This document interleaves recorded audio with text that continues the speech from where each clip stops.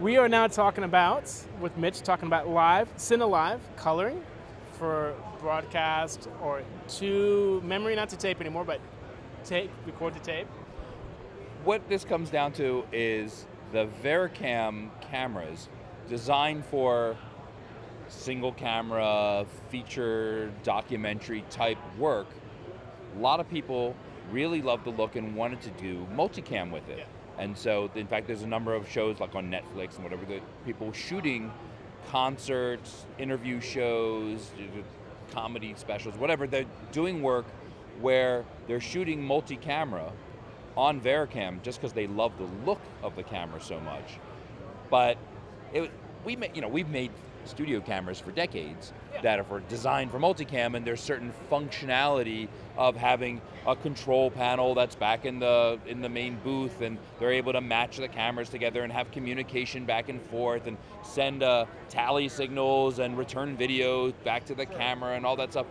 The Vericam wasn't originally meant for that because it was just a different type of camera for a different type of work. Like a really solid, very good documentary film camera. Or series work and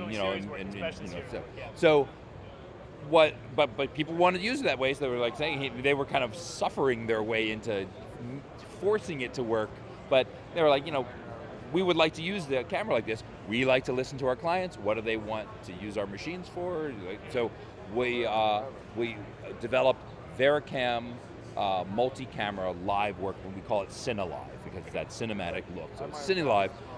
The biggest part to it is that we've enabled communication with the HRP 1000.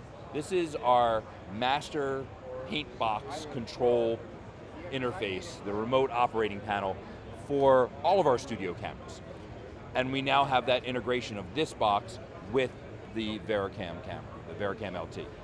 What does this do for you? What does it mean? Well, there are two ways that you do color correction on a camera, the two worlds of thought, if you will. The traditional shading, where you spin the knobs and you can adjust your lift, gamma, gain and stuff, and you can change your colors and such. And that's the broadcast world. And we can do that here. The other side to it is you can work with the production style of having a log signal and then applying a base LUT, and then having CDLs, camera decision lists, that will then tweak the signal and make it look that way, and adjust the look that way. So you have two different sort of paths that you could go between, and we do both. You can do either one from this box to talking with the Vericam. So the actual work is happening on the Vericam, but it's being controlled from the HRP 1000. So either style of production, you can go back and forth between them if, depending, one day you're doing one day another, depending on what the kind of production is or who the client is or just how you like to operate. We work either way. We like to give people choices, so you can work it either way. When you're doing that, you now get that Super 35 cinematic look out of a Vericam, but you also have a bunch of additional functionality. A regular multicam studio camera setup, it's a camera head, right? And it just has a signal that comes out, and you have communication stuff that comes back to the camera, but you have just a video signal that comes out, and that goes to a switcher, and that goes to the world, done. Yeah. Well, we can do a lot more with the Vericam LT because it has other capabilities. So in the HD world, you have two HD outputs. You can have, say, one of them is your clean signal that's going to go to your switcher and have a image that that you're going to work with. The other one could be that signal, but with a bunch of engineering information on it. So you have that heads-up display, and so for the operator back in the control booth, you can see exactly what's going on in the camera. You also have viewfinder output, so a third output on the camera that can go for an eyepiece or a monitor on the top of the camera, so that you can have that interface for the operator of the camera. You have talkback that comes from the HRP 1000 that goes to the Vericam, and that way you see you get a tally signal and you'll get intercom communication, but you also have the what is the switched video, what's the live signal going out, so you can go back and forth. So you can so see you have when your everyone's coming up next. Yeah. Right, you have your program return, so you know what is the return video. And then you still have more outputs on the camera because it has internal recording. So you could be sending out an HD signal to the world, but internally you could be recording in 4K or in HD. Yeah. So you can record but say you're recording in 4K, and maybe you're sending out your painted signal, whether you're doing grading or shading, whichever way you want to work, you could be recording a log signal in the camera, so that, or you could be a graded signal if you wanted, so that later on you could conform a master 4K version of the thing that you did live to the world in HD and stuff. You have that available, and you even have a second recording internally, which is a proxy file, which is an HD video proxy file, so that way for your editor they can go and more quickly work. You could have log on the master one, and then the shaded version on the proxy, so that it's easier for the editor to see, and then later it gets all the grading applied to it. The EDL, the edit decision list, that when you had the live switch happening for the live output, that you can apply that back to all of the time code and everything on the 5 different cameras or whatever, so they'll all match back, and you can then conform your edit very quickly. That's a whole layer of functionality that just you'd have to have racks and racks of decks and other interfaces that you don't need. It becomes a very clean system that you have that all built in right here in the system. So, and this is I'm not a live production color operator at all, so I'm gonna have to dumb it down. You have this, and you have the box you have to have, right? Explain. Well, no, when we say the box, this is, just think of these two boxes, these two devices right now. So this thing back here is nothing to do with it. I'll tell you about that one in just a sec. Okay. That's the first part. You have all your controls right here to tell the camera. Think of this as like your color correction system, right? Yeah. It does other things too. Here's your iris control, and you have communications. I can hit record on here, and it makes this guy record. So you have a bunch of other things that will interface here for controls, but it then will happen here in the camera. Okay. Right, so we have that. That's this communication that's going on. So you can do your color correction and other things there, and then it happens at the camera. So if you're say you're making a live concert and you're trying to pull VariCam LTs, Nashville's a small market, and say you need 5, and you start pulling them from owner operators, you could take anyone's LT and apply it. You can just sort of drop it into the system. You just get a control panel for it, and then they just talk to each other. You just hook them up together. Now, the next step is, how do you hook them up together? Well, you can have a trunk of wires, or you can have a fiber system. And so that's what you're looking at here, where you have you have a box and then on the other end you have another box, and then it takes everything all together as one fiber link between them, rather than having to run a whole trunk of cables. It even sends power to the camera, so it all just operates autonomously through one big wire. So there's a few different options for fiber systems, but we're showing here with a new system, a new variant of a system from DTS, and this adds yet another function, because what DTS has also enabled is the ability to take the 4K output of this camera, which is raw. It takes a 4K raw data out only, and it will take that 4K and in raw, and it will turn it into video. And then that video can go to your switcher, and now you can do a 4K switch.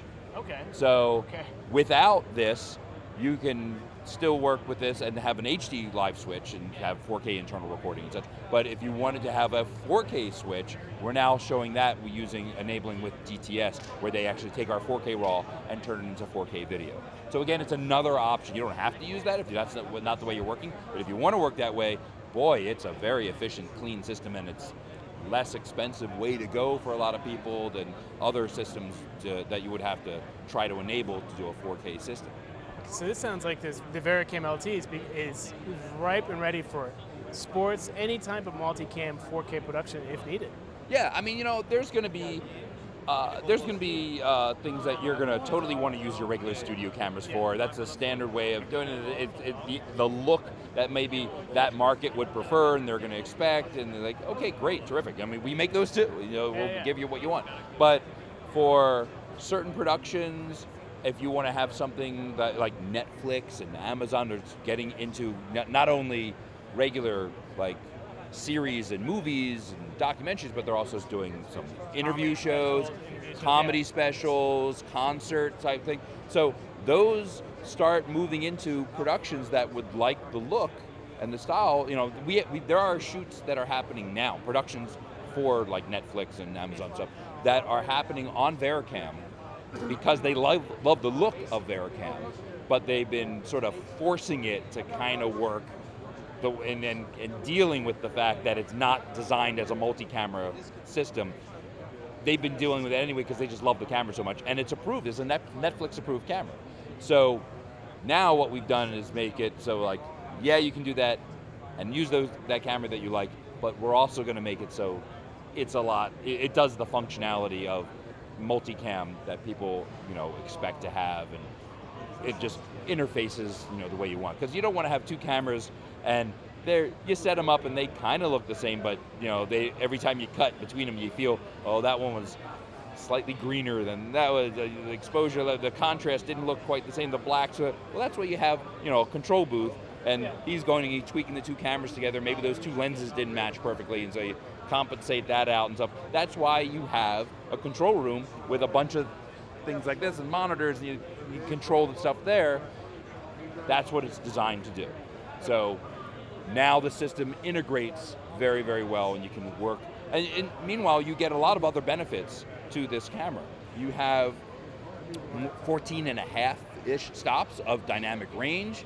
You have that V-Log look and stuff, and you have the Super 35 field of view, depth of field kind of look to it.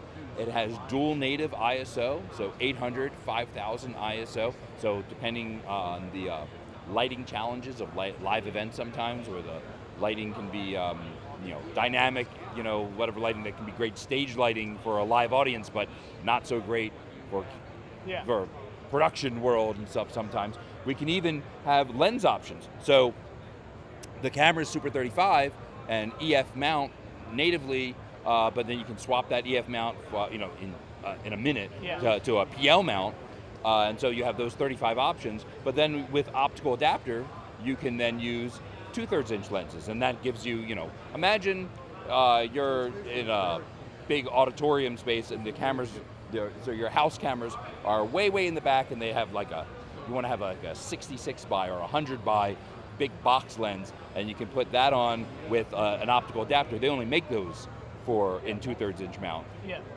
And then up front, you could have some PL mount cameras or EF mount cameras, and maybe handheld for getting front of house cameras. And then you can set, because this has dual native ISO, this optical adapter is going to eat like 2.5 stops of light. Well, on any other system, it'd really be dark, or you'd have to gain it up and it'd get all noisy, and you have a lot of problems with that signal. Here, you set the camera for about 5,000 ISO. You put that adapter on the cameras that are in the front. You put the one 800 ISO. You've just compensated for the light loss of that adapter with the dual sensitivity of the camera.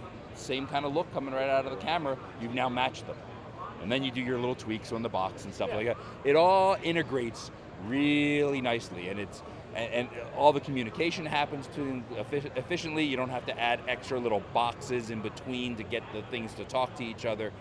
Some of these systems, it's a hodgepodge of stuff and more points of failure and more things to have to deal with. Here, it's all very clean, neat system. Very clean and neat system for multi-camera users and Vericam LT, or one for camera. I'm sure interview shows, music shows, everything will find this simple solution wonderful. I think so, and there lots of different places that we're seeing house of worship. There's a lot of esports now. It's amazing, these auditoriums of people coming in, watching them play video games, but that's what they're doing. They want to have a different kind of look for some of these things, and this is what the Vericam can offer. Okay. Thank you. Thank you, sir.